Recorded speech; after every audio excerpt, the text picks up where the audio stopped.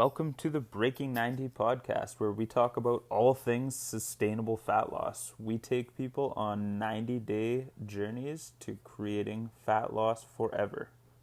Thanks for listening. I hope you enjoy the episode. Hey everyone, welcome back to the Breaking 90 podcast. I'm your coach, Coach Jerrika, with my incredible co-host, Coach Kelly, and we are two of the coaches of Breaking 90 Fitness. Welcome back. Hey, Kelly. You're so generous. Thank you.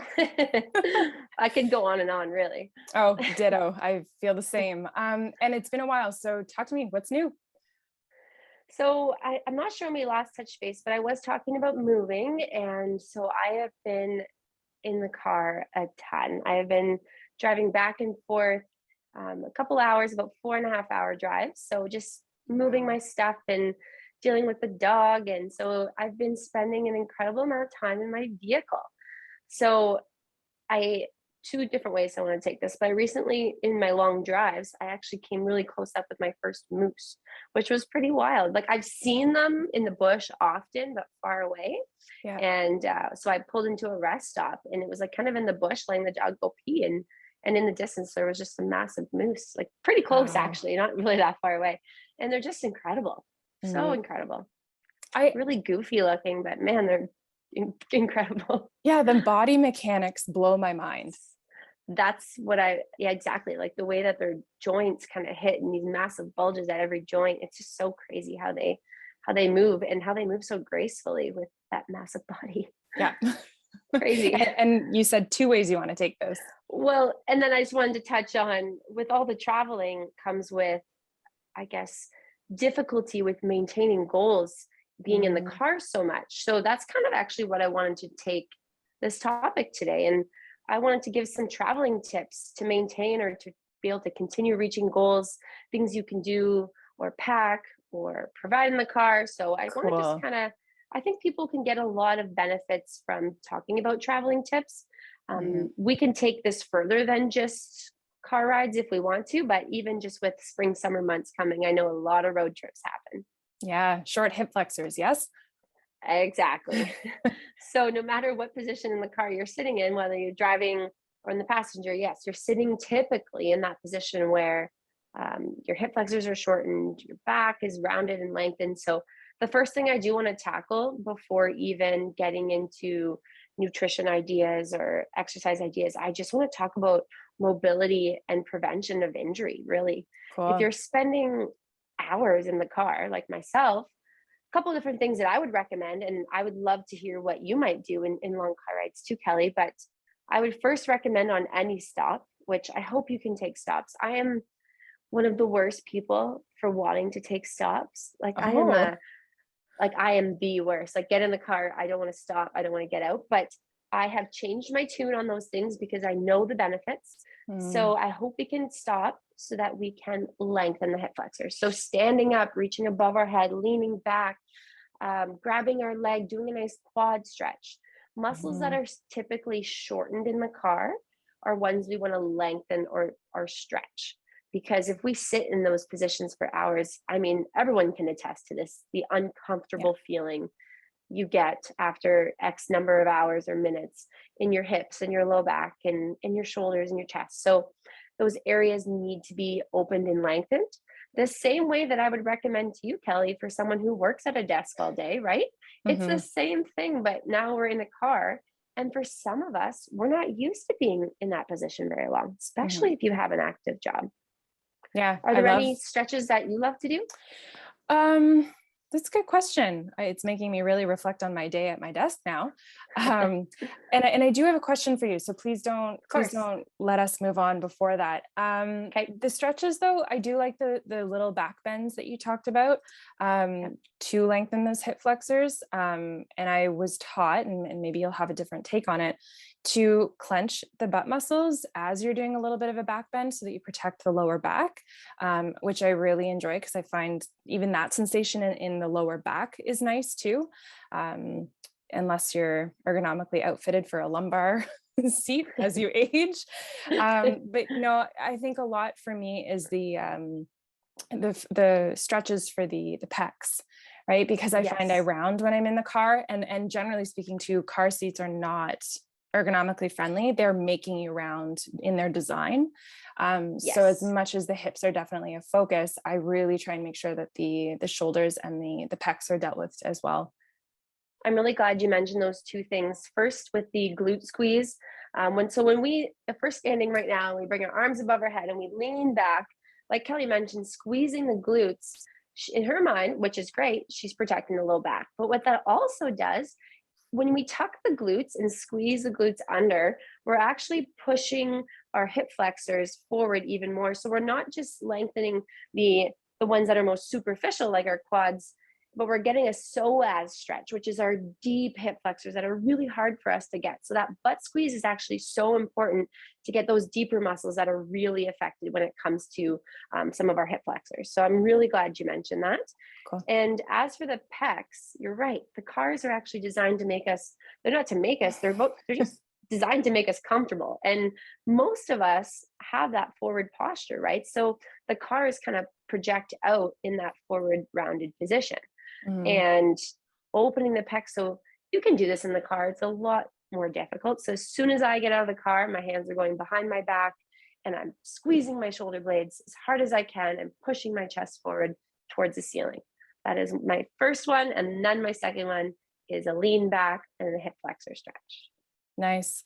I think too, you're talking about getting out of the car, and I'm also trying to think about the conscientiousness of when you're in the car, because it's going to, your body's going to be affected depending on which seat you're in, right? If you're in the driver's seat, you are tensing one leg and an entire pelvic bowl the entire time that you're driving, and you may subconsciously be flexing the other leg as well, and just being disconnected entirely from your lower body.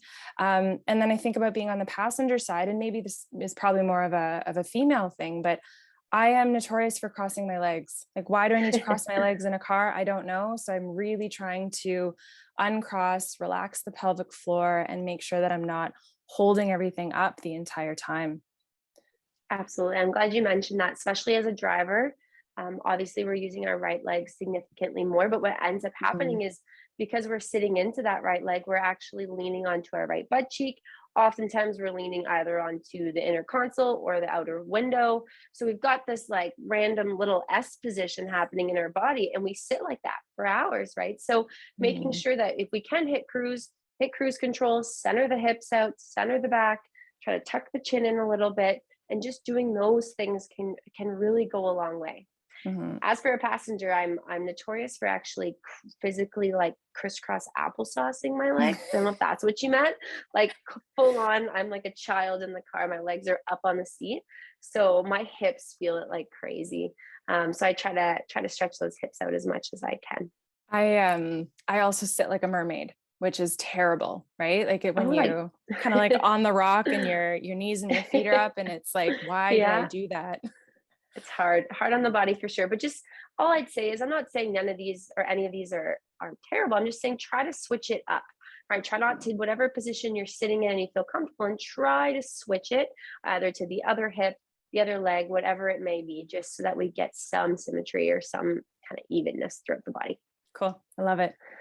Awesome. So my next tip's going to be, Can I ask you my question? Oh yes, see? Yeah, yes, that's okay. It almost slipped my mind too. You actually said, as you were introducing the topic, in order to prevent injury, and I'm so curious as to why you brought that up. We're talking about being inside a car for long periods of time. How are my breaks, taking stretches, going to prevent injury?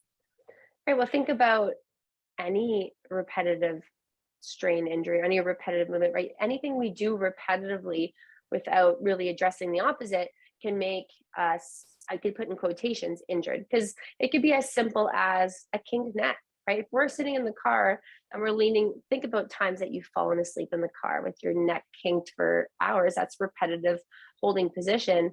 Now you try to get out of that, and now all of a sudden you're injured. You have a fully kinked neck and you're trying to deal with that super tight muscle, right? So making sure that, like we mentioned, all the tips just prior to this, that can help prevent those things from happening by avoiding or decreasing the amount of time spent in those positions.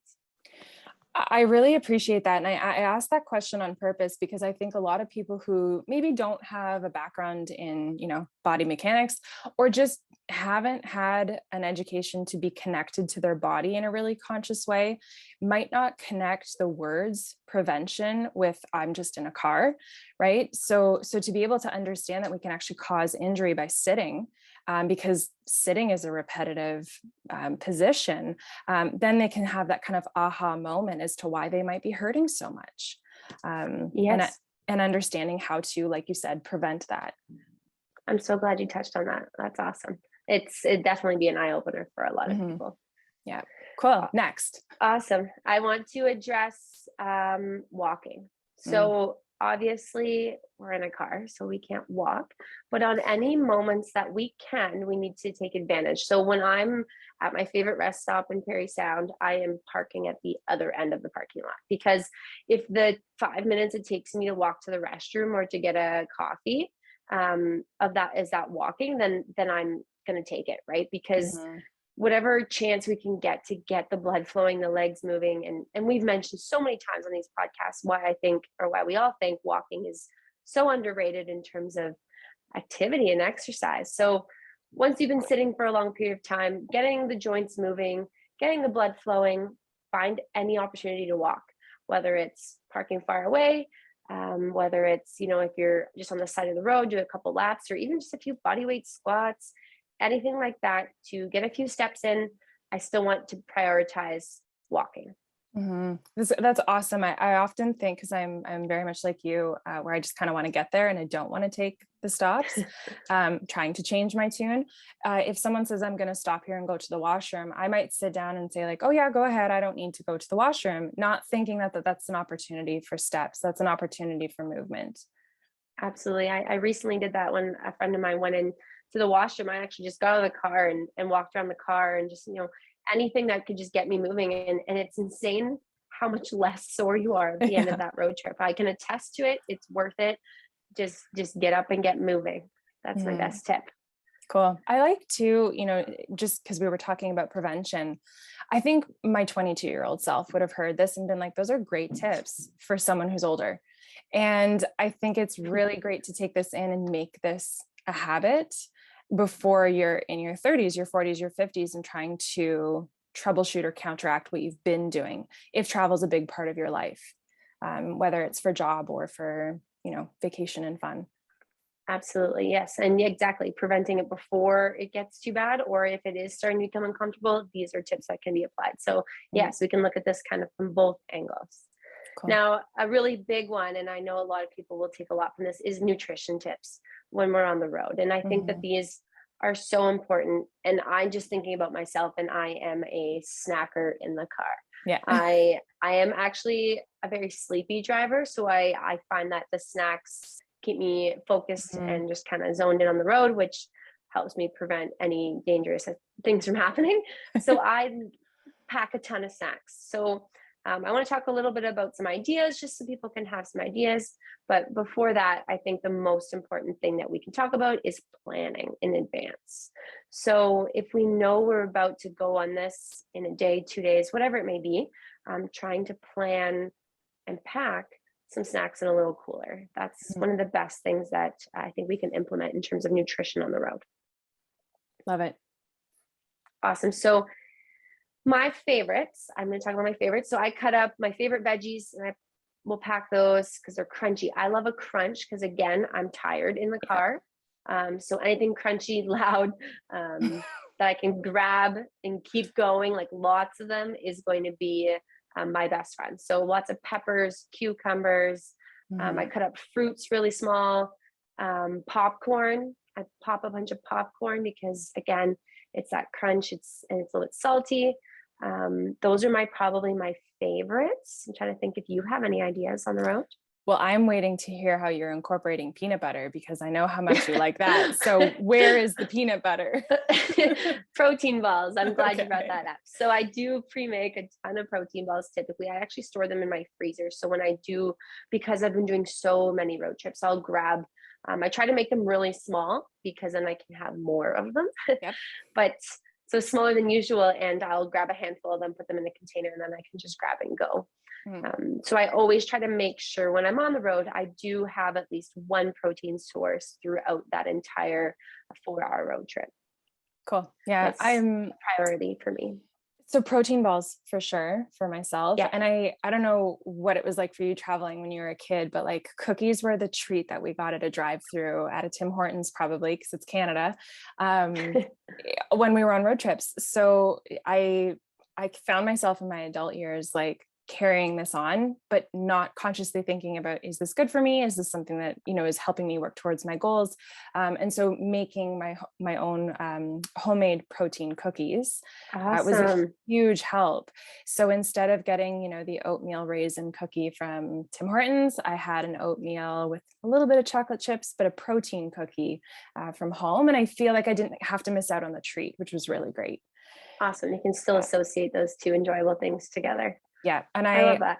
Thanks. I love carrot sticks. On a good and a bad day, those are a go-to for sure. I also did not think about popcorn. So this has been one of the big takeaways in this session for me. I'm so glad. I love that so much. I'm trying to think, aside from fruits and vegetables, I have hard-boiled eggs before and done like deviled eggs and brought them in a cooler. I think that's really great because again, like you can kind of space it out too throughout the day, or you can pop them all at once if you want to. And I think that I have a lot of the same go-to stuff.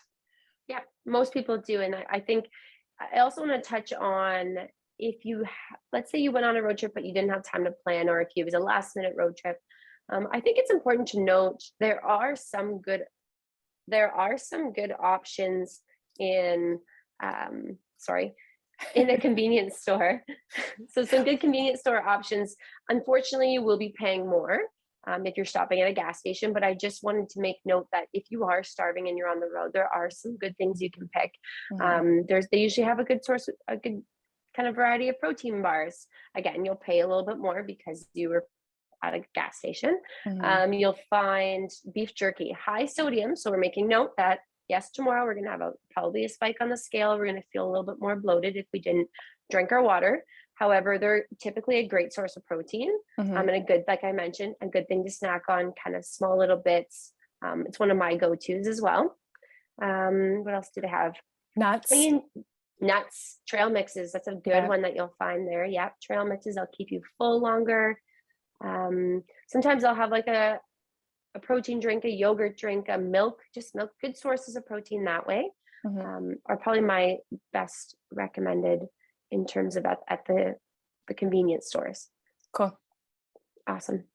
Now, what else? Oh, I just wanted to mention, I had a couple more things. I had a note to make about hip circles, squats, and butt kicks. Now, I know that sounds crazy if I'm just saying those three things to you, but those are my favorite go-tos. So recently I've been pulling over on the side of the road and I've literally done this little routine because like I mentioned, I'm a hip person, so my hips tend to bother me. So I've been doing 10 squats, 10 hip circles on each leg, and 10 butt kicks. And I just feel like my back and my hips just feel so much better when I get back in the car.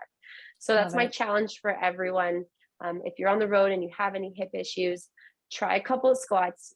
Who cares if people are driving by thinking you look ridiculous? They're going to wish they felt as good as you after your road trip. So that's my challenge. Find a little routine, about 60 seconds long, and then get back into the car. This is great. Thank you. Awesome. Before we go, I think it's worth mentioning H2O, right? Getting your water in the car. It's something that we often see neglected because no one wants to stop for those pee stops. But with any travel is typically stress, and we need to make sure that water is incorporated into those routines so that we are recovering from whatever stressor that is placed on our body, and likely from the high sodium foods we're consuming on our road trip, and just making sure that we're maintaining our hydration. So just try to drink the water, just accept the stops, be okay with them. It's worth feeling, and it's worth kind of keeping in tune with your goals in that matter, for sure. Wonderful. Well done. Good. I'm glad you liked it. I'm just going to leave everyone with a super simple kitchen tip today. Okay. And it's how I love to structure my meals if I don't have a plan.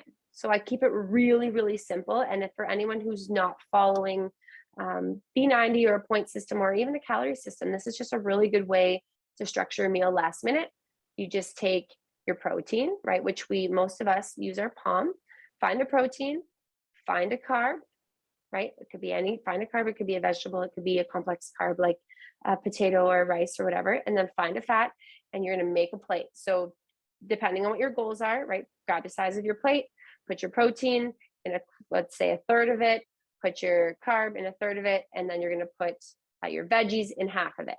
Now, for me, whatever your fat may be, typically when you're having a meal like that, it's your cooking oils, or if you're having a fatty meat, whatever your fat is, it's typically incorporated on the side of your protein and carb.